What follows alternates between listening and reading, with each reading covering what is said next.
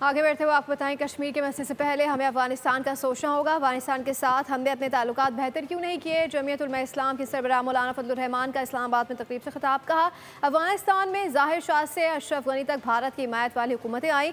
जब तक सियासी क़यादत साथ नहीं होगी, सिफाती कामयाबी मुमकिन नहीं। मुल्क की दिफा के लिए सब मुजाहिदीन हैं।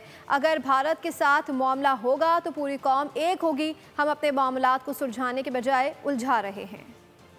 कश्मीर के मसले से पहले हमें अफगानिस्तान के हवाले से सोचना होगा कि पाकिस्तान बहैसियत रियासत के उसने अफगानिस्तान के साथ अपने सफारती ताल्लुकात बेहतर क्यों नहीं बनाए। ये बात याद रखें कि ज़ाहिर शाह से लेकर अशरफ गनी तक जितनी हुकूमतें आई हैं प्रो इंडियन थी। अगर हम कोई सियासत जानते, अगर हम कोई सफारत जानते, अगर हम कोई अपना मुल्की मफाद जानते, तो आज अफगानिस्तान को एक प्रो पाकिस्तान अफगानिस्तान होना चाहिए था। हम इनको भी धकेल रहे हैं कि जाओ तुम रूस के साथ कहीं बात करो, चाइना के साथ बात करो, इंडिया के साथ बात करो। किस बात पर?